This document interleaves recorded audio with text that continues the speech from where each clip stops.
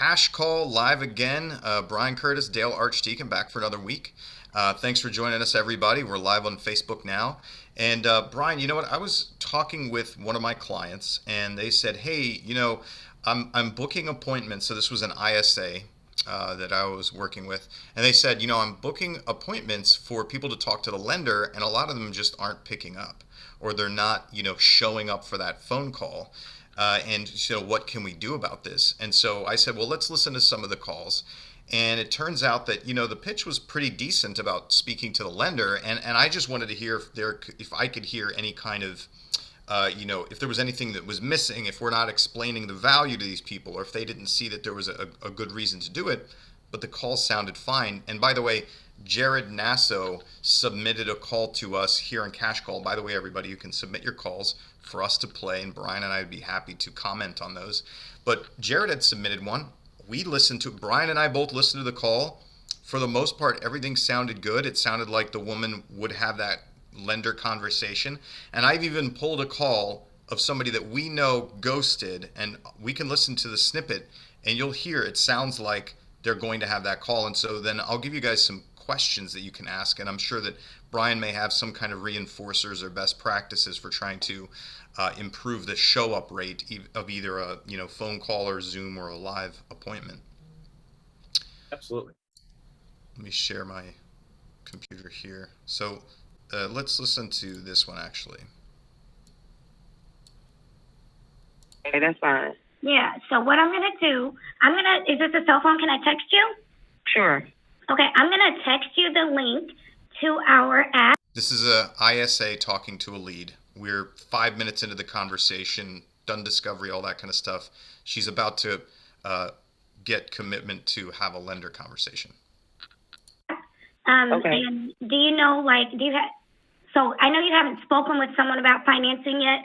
If you'd like to, I can connect you with someone. We have a really good team here, and they're really good about having that initial conversation, kind of explaining to you how the process works, and kind of giving you a good idea of what buying a home would look like for you. If you'd like, when you're ready, I can connect you with one of them so that we can get an idea of what kind of price range to set for you. Because I'm going to do a personalized search, and I just don't want to be sending you things that won't work for you. That's perfectly fine. How late are they available to? Because I'm currently driving right now. They're usually available, I want to say, all the way till 7 o'clock. If you want me to give you a call back, I can transfer you to them. That'll be fine. Okay. If I could get a call back, that'll be fine. What time works for you? About 4. Okay, 4 o'clock. So here's what I can tell you happened. It sounds like the woman picked the time, wanted to talk. It sounds like she's going to talk to them, right? This person didn't pick up the phone and didn't answer when the ISA texted, again, in order to make that conversation happen. And so, when we're working with students, they're like, what do we do here? How are we going to, it sounds like they're going to show up for this conversation, and then they don't. And, in talking with them, it's like things do change, things happen, right? People forget, or a lot of times what happens, I find, Brian, is that when I book an appointment with somebody, in that moment, it is a priority for them, or it's something that's important, and then that priority changes later, and they forget, or they decide that it's not that important, or they're busy doing whatever, and they just don't. So a couple of techniques that I teach people to do. One would be when you're having that conversation and you set that appointment, for instance, with that lender. It might be, hey, Brian, what time works for you? You're going to tell me 4 o'clock, right? 4 o'clock. Okay, great. Hey, Brian, just so I can make sure that the lender is ready for you, what's the biggest question that you have that you want them to answer for you? I just want to know how much I can get, how much money I can spend, how big a house can I get, basically. Okay, great. So what I did there with that question is I call it getting you to speak your commitment, right? I ask you, what do you want to get out of this? And I get you to give me that information so that I help to solidify, I make you think about being at that appointment or having that conversation and make you come up with what you're going to get out of it. So that's one. And then another thing that we do is I say, so Brian, is there anything that might get in the way of you being able to have that conversation at 4 o'clock today? the only thing might come up, a meeting comes up at work or something, I guess, things do happen, but I don't, I guess I could have something happen with my kid, but nothing off the top of my head that I see happening. Okay, so there's another question, right? Is there anything that might get in the way? And then also, depending on the person that you're talking to, I might ask, got it, Brian. And so if I give you a call at 4 o'clock, but I don't get you, what should I do? Shoot me a text. Shoot you a text. Okay, great. You know what? I'm going to text you right now just to make sure that you're able to get it. I'm sending you a text. Did you get it, Brian? Yep, got it. Sure enough. Okay, great. So that's another thing that I would do, right? Text them while you're in the conversation, because now if you don't answer later and I text you, I know you get my text messages, and I know you get my text messages, right? So these are just some additional techniques that I think people can use to help to solidify that appointment and the show up rate. Great. And I think it's really powerful to get people to speak commitments, because I think one of the things that happens is, we get all fired up about this. Oh, you definitely want to talk to our lender, don't you? I guess if you tell me so. I mean, so with those questions, especially the first one, like, oh yeah, I want to see how much house I can buy. That is important to me, you know, and because ultimately we're selling people on talking to the lender. Most people aren't going, hey, would you refer me to a lender? That does, I'm not saying that never happens, but that's not the majority of the time what's happening. The majority of the time is what happening is, let me tell you why you want to talk to a lender. And, did I hear you? Was I listening? So getting those people to understand, basically you're tying them down into the, so Brian, we're going to be talking at 4 o'clock today. What would you feel would be a win out of that conversation? Yeah. It's a type of question that Dale's asking. All we're doing is getting the person, for lack of a word, to participate in the process. Right. Because as salespeople, we have a tendency to go do this, and a lot of times that works. But a lot of times, the second I walk away, I'm like, thank God I don't have to do what Dale says anymore. And Right. it's funny because I've been studying personality types, and here's something that's interesting. So a lot of salespeople are on the higher D spectrum. You would agree with that, correct? I would agree with that absolutely, as I have a tendency to be on the top of that chart. Okay, so in case you guys don't know what we're talking about DISC. So here's the reality. Only 3% of our population is high D personalities, which is an interesting thing. We all seem to flock to leadership and to sales. That's where most of your high D personalities end up. So if that's you, Because we can't take orders from anybody else, Brian. That's why. I'm unemployable. No one else will put up with my crap, so I have to work for me. Right. Only I have to put up with my crap. But here's the other thing: 60% of the population is high S. So what's the significance of that? Well, someone whose S spectrum is on the high end, they have a tendency to just kind of go with the flow. And it's not because they don't care; it's because they don't care. And here's what I mean by that. Yeah, that's fine, and everything's fine until it's not. But here's the other thing: most high D personalities think the S personality is listening to them and doing. No, they just don't care. And they're waiting for you to shut up and get out of the way. Right. And so they'll agree to your thing. And then when you're gone, they're like, thank God I don't have to listen to that bleep, bleep, bleep anymore. I'm going to go do what I want. So understanding that and getting them to commitment, and here's more important than even just the commitment, making sure they understand the benefit for them, not the benefit for me. The benefit for them of talking to that lender is also very important. So it's just really important to get people to understand and stop telling and start selling is kind of where I'm going with that. Can you guys see the benefit of actually getting pre-approved before we go look at some more property? Well, yeah, I can too. I think it's important, and tying them down, getting them to commit is so vital. So yeah, absolutely. By the way, we have 72 people live in Zoom with us. Nice. I think it's a record. And for those of you that are watching this streaming on Facebook, or if you're watching it, you can catch the Cash Call role play replays on YouTube. You can see this streaming live on Facebook. But if you want to be here live in the quote studio on our Zoom meeting with us, basically you just hit the registration link. You can register for being live in the Zoom with us.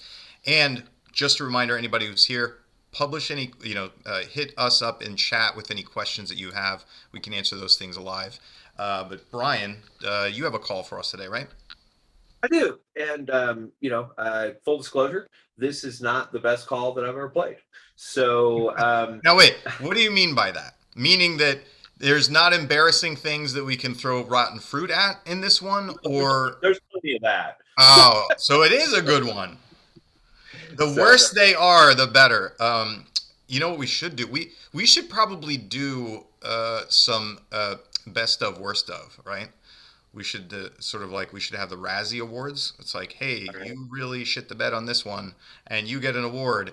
And then we'll have ones where like we should bring in some really good calls where people did a good thing. Absolutely.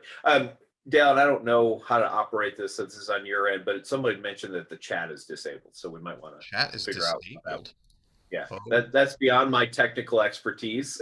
So with that in mind, the chat is disabled and currently, so feel free to use the Q&A. That does seem to be working. So Dale will work on that while I go and get and share my screen. But if he doesn't, just use the Q&A as if it were the chat. So yeah, you can use panelists can chat with attendees. Oh, I see. I found it. All right, sorry everybody. We're gonna change this, and if we do the recording on when we publish the recording on the podcast, click this out. all right, with that in mind, I'm going to go ahead and start playing this call while Dale messes with that. Oh, hello. Hi. Is this Vicky with Curtis Realty? Oh, hi, Vicky. Sorry, it sounded kind of like a machine. We were interested in a quick viewing of a property. We weren't sure if it was part of the open houses, and so we made the inquiry on Zillow, and we are connected to you. Okay. What address is it? 1600 Parkview Place. 1600? Okay, hang on just a second and I'll pull that up here real quick.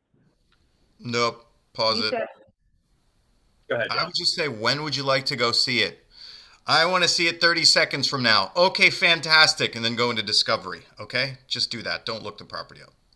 Yeah, and so and Dale and I've talked about this before, and we'll continue to talk about it until we stop getting phone calls that include it. That being what we're saying is the property doesn't matter, and I wanted to listen what this agent's about to do once she pulls up the property. And thank goodness this lead client, whatever we want to call them, is going to demonstrate what the majority of leads are not saying, but however thinking. So it's not just me and Dale. Listen to what this lead says when they go through this. they were having an open house today? No, I actually don't know if it's Okay. part of the open houses. Okay. So we hit the link that said soonest showing is 5 p.m. today. Okay, let me look here. It's coming. Sorry. I think it's important to hear Okay. all the dead space. Let me see what it Oh, says wonderful. about this. Okay, so it's near downtown Bentonville. It is sold as is, investment property. So here's my question.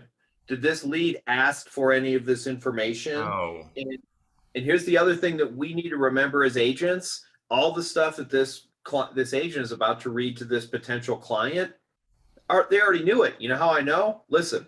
Right. We reviewed everything that was on Zillow, so we know just about that much about it. We really Okay. So what we're saying when we're reading off of an MLS sheet or reading off of whatever is we have no understanding. We have no knowledge. Matter of fact, we're just going to regurgitate to you what you already know. Like I can tell you, depending on my mood, I might have hung up.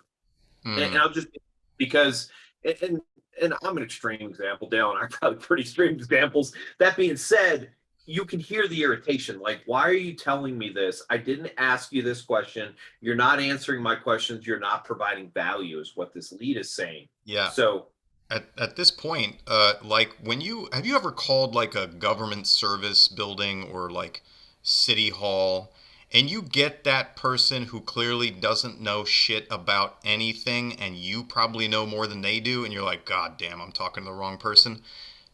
This agent has telegraphed all of that information to this lead at this point, right?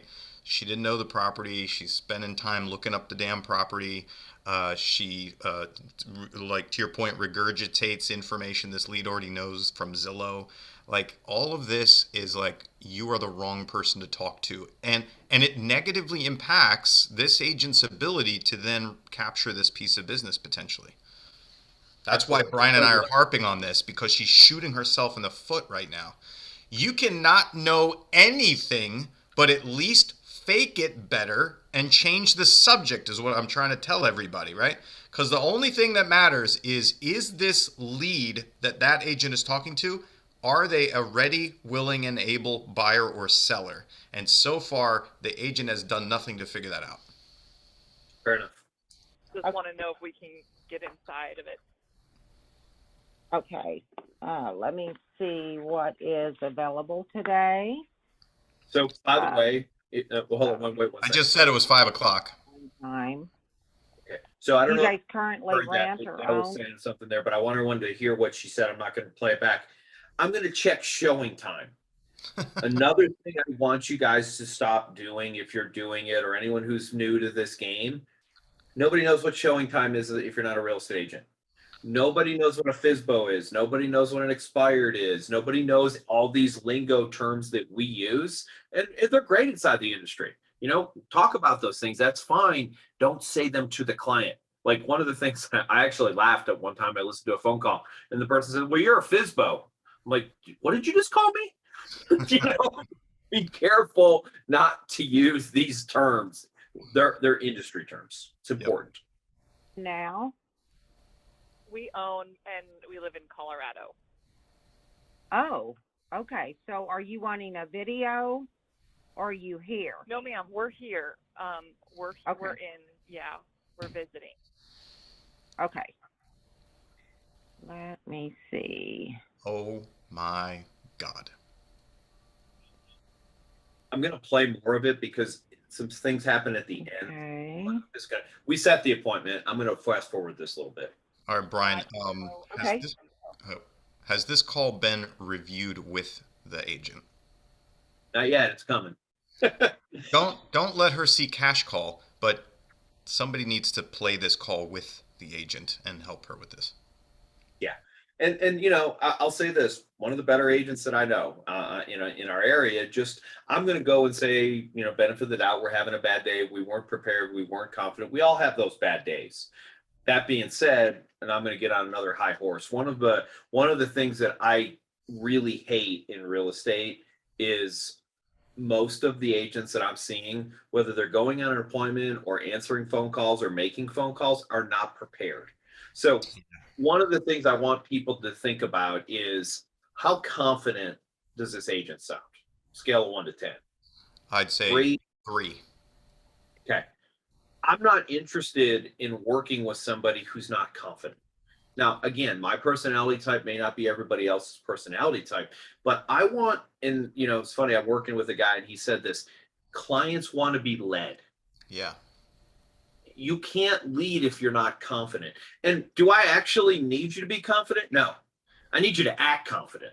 Right. And part of this is, you know, I think every real estate agent should go take an acting class. Like, I think it would really be helpful, but we've got to show up in a way. And it's an act to some extent. Now, I'm not saying be disingenuous. That's not my point. But my point is, be interested and be confident. And if you're interested and confident, everything else that Dale and I say will make you better. But that's kind of baseline for me. Be prepared when you go to make phone calls. You know, my analogy is, if you were a football player, you wouldn't run out to the coin toss without your pads on, without your cleats on, without your uniform on and go, I'm ready. We're doing that too much as real estate agents. And we've gotten away with it for the last couple of years because I can meet you at 3 was a great script. It's not anymore. And, you know, we end up meeting this person, but, you know, let me listen a little bit more. Did you have another comment before I did that? Yeah, just that, you know, that you're absolutely right when you say that people want to be led. They do. And right now in this conversation, the lead is having to do so much work to get the agent up to speed that this lead is probably going to question whether or not they'd even want to work with this person because she's so far behind in just not knowing what the hell's going on, right? And so that's just such a negative. It's putting so much negative pressure on whether or not this salesperson would convert this lead. All right, I'm going to play a little bit more. Oh, we have a question in the, hold on, we have a question in the chat. So you would ask, when are they available, and if the property cannot be shown at that time, reschedule. That sounds like an up call, not an outgoing call. So this was, this here is an inbound call, right? Yes, It's an inbound call. So Connie Martin, what we're suggesting, what both Brian and I are suggesting is, don't worry about whether the property is available for showing or not. Let me just role play this, okay?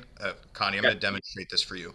Brian, you're going to ring me, and you're this person, and you've seen this on Zillow, and you want to know if you can get in there. Hey, Dale. Good to meet you. This is Brian. Yeah, I want to go see this house at 123 Main Street, please. Okay, great. Brian, what time did you want to see it? 5. 5 today? 5 today. Okay, great. I'm going to see if I can make that happen for you. So, Brian, just have a couple of questions for you since I've never spoken to you before. How long have you guys been looking for a home? About a month. Oh, about a month. Hey, that's fantastic. We're in discovery now, Connie Martin. Okay.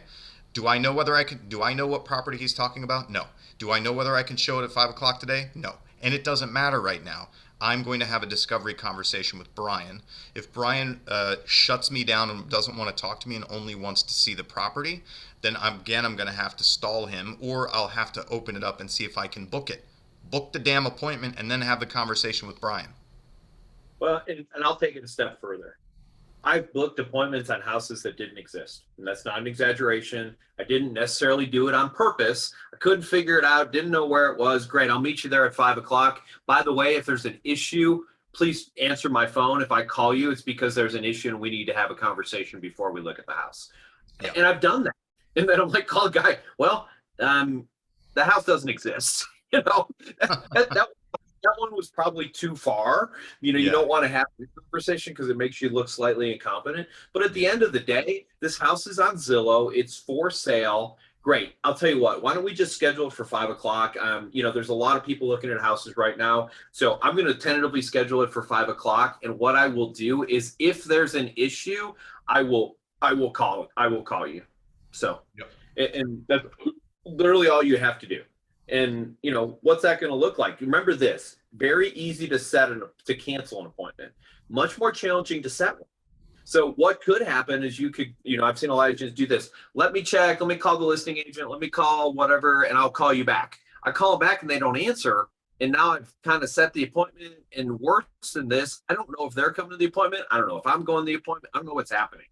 Stay in control of your phone conversations. So set yourself up for that. And I promise you got an appointment with somebody at 5 o'clock today, and you're calling them at 4 and 4:15 and 4:30. Eventually, they're going to call you back because they don't want to drive all over God's green earth and find out that you're not going to be there. Yep. So make sure you do that. And by the way, don't do this. Sorry, can't meet you tonight at 5 o'clock. Don't send a text message, because they'll say, great, but now we're done.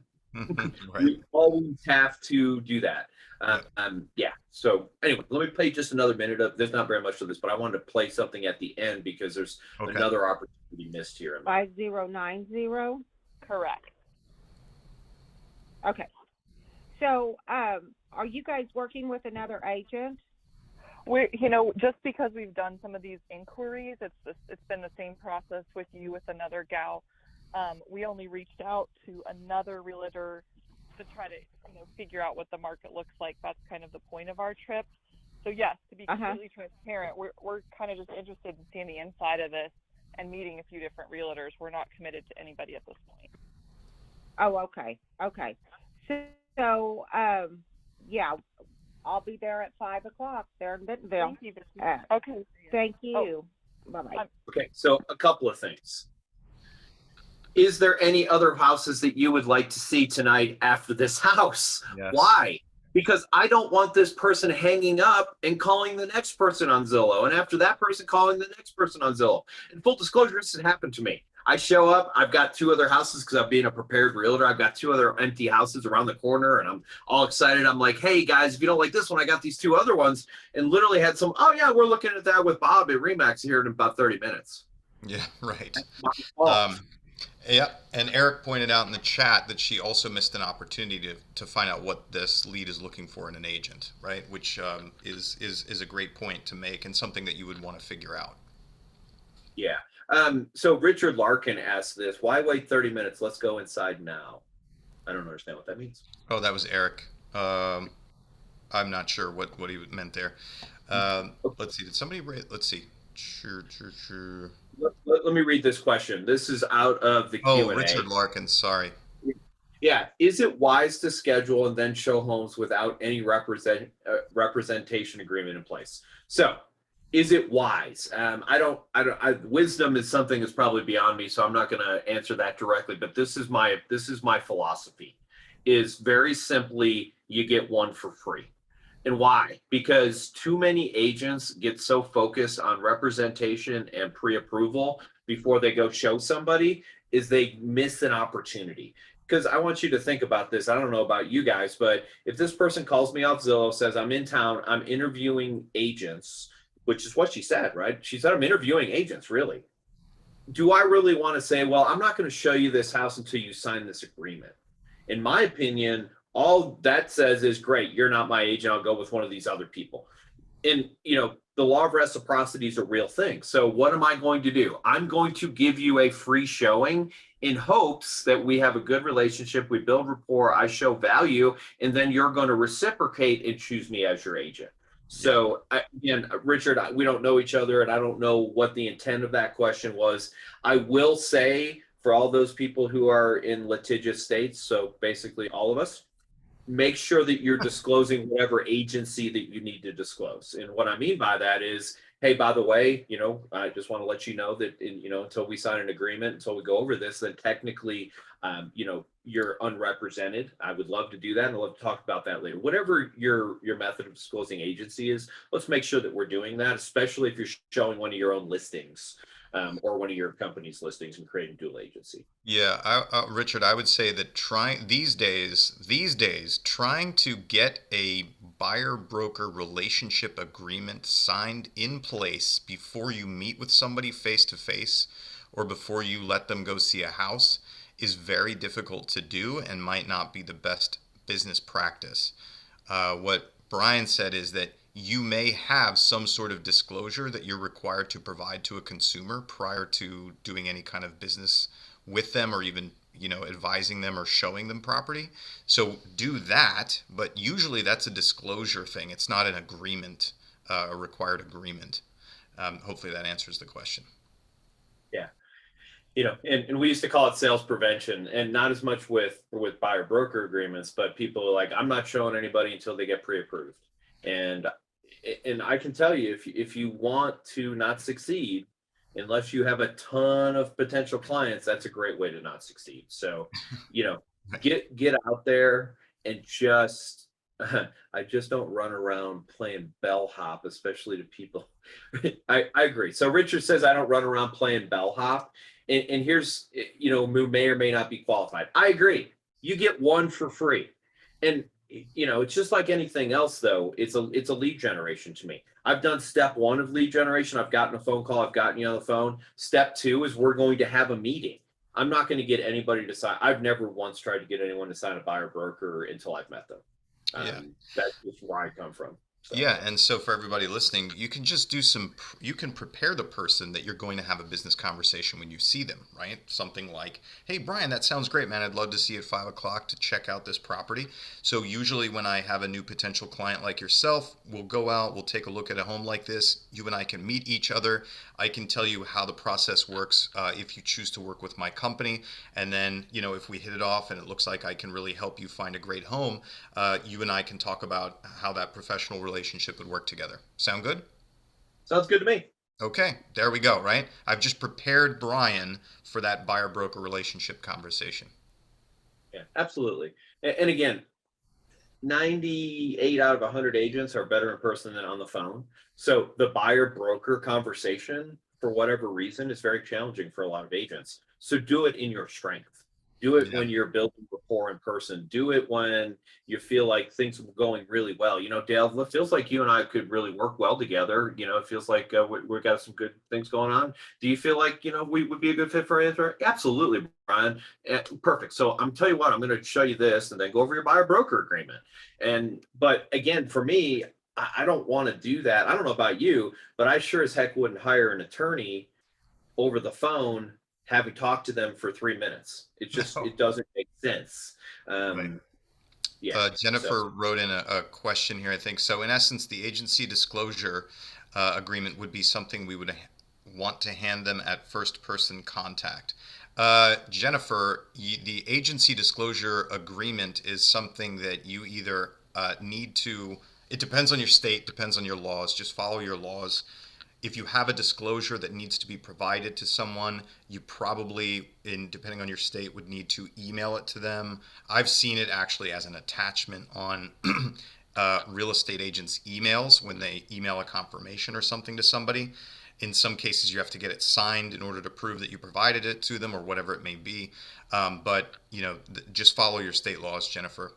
With regard to having a conversation about them committing to you as their buyer agent, that's something you would do face to face, is what both Brian and I are saying. All right, everybody.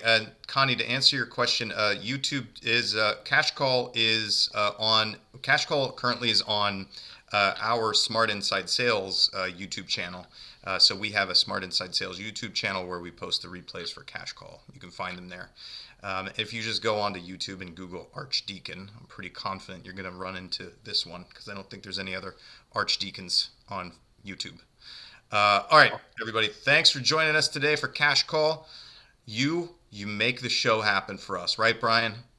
I love it. Thanks everybody for being here. Appreciate all the participation. The more you guys participate, the better we can be. So really appreciate everybody. Bye.